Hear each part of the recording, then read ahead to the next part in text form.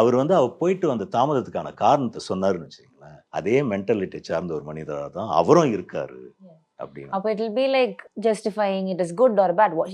It doesn't give her any freedom.